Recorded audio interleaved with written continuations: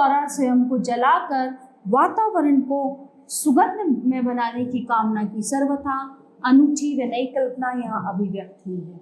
कई बार ऐसा हुआ है कि जो मैंने लिखा वो सहज लिखा गया और फिर लिखे हुए अक्षर मेरा हाथ पकड़कर मुझे उन दिशाओं में ले गए जो मेरी चेतना के लिए पहचानी हुई दिशाएं नहीं।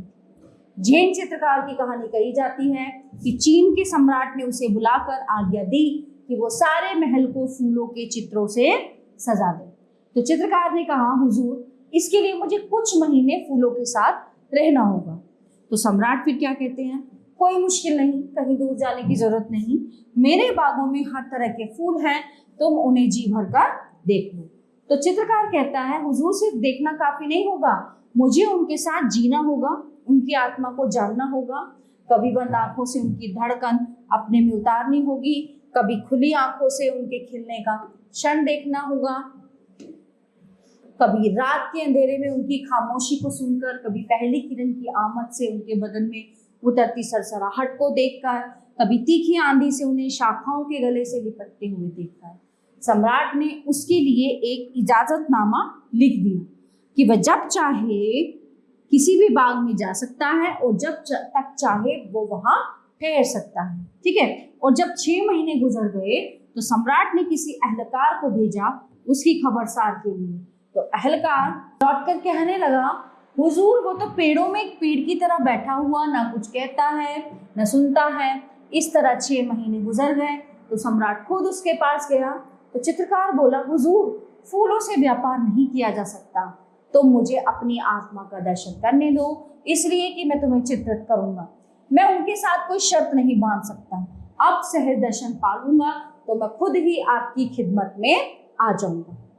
कहते हैं सम्राट फिर खामोशी से इंतजार करने लगा और जब कई महीने गुजर गए तो वो खुद चलकर चित्रकार के पास गया और देखता रह गया।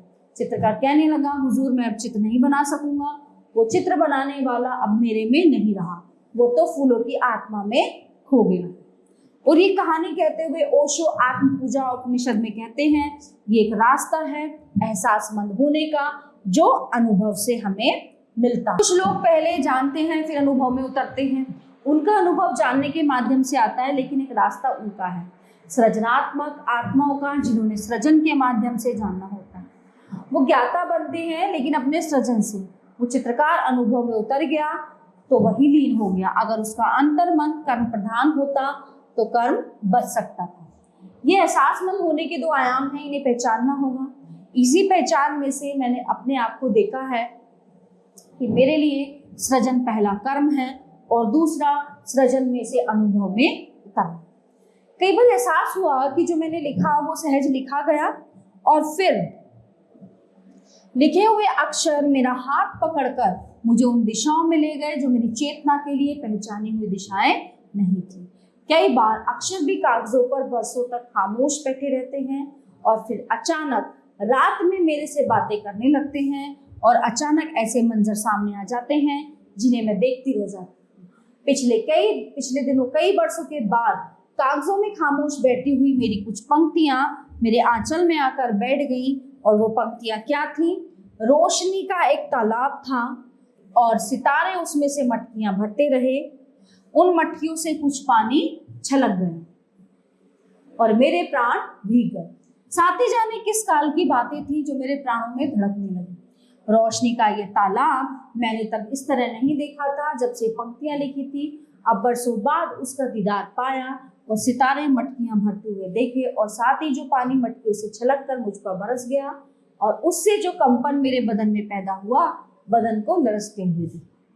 जाने किस काल की क्या बातें हैं, मैं उन्हें पहचान नहीं पाती, लेकिन वो मेरे एहसास में धड़कती हैं। वो कण कण बिखरी हुई बातें कुछ आकार में भी होती हैं, फिर भी कोई आकृति पहचान में नहीं आती। और अभी अभी इन दिनों एक दिन मैं अगरबत्ती जला रही थी, लगा मैं वो नहीं हूँ जिसके हाथ में अगरबत्ती है, मैं खुद एक अगरबत्ती हूँ।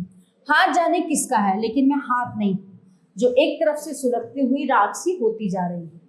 उसमें से उठता हुआ धुआं भी मैं हूँ, हल्की सी उठती हुई महक भी, और वो राख भी मैं हूँ जो अगरबत्ती से आहिस्ता आहिस्ता गिरती है।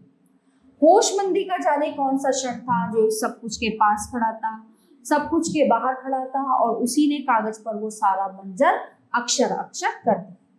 मैंने वो दरगाह आज तक आंखों से नहीं देखी जहां एक घड़ी जलने के लिए मैं अगरबत्ती हो गई, लेकिन ये अगरबत्ती होना भी मेरा सच है और वो दरगाह भी मेरा सच है। कहते हैं संस्कृत का शब्द सत्य दो शब्दों के मिलने से बनता है, सत्य जमा तत् से ज्ञात प्लस अज्ञात से सत्य तत्। ये मेरा सच भी ज्ञात और अज्ञात से बना है। वो नज्म है, साईं तू अपनी चिलम से थोड़ी सी आग दे दे, मैं तेरी अब अगरबत्ती हूँ और तेरी दरगाह पर मैंने एक घड़ी जलना है। ये तेरी मोहब्बत थी जो कामयाब हुई, जब काया सुलग जाएगी तो एक धुआं सा उठेगा, धुआं का बदन लरच जाएगा, आहिस्ता से कहेगा जो भी हवा बहती है दरगाह से गुजरती तेरी सांसों को छूती है, साईं आज मैंने उस हवा में मिलना है। साईं तू अपनी चिलम से थोड़ी सी आग दे दे, मैं तेरी अगरबत्ती हूँ और तेरी दरगाह पर मैंने एक घड़ी जलना है। जब बत्ती सुलग जाएगी, हल्की सी महक जाएगी, कुछ हौले से कहेगी और फिर मेरी काया एक राख सी होकर तेरे कदम छुएगी, उसने तेरी दरगाह की मिट्टी में मिलना है।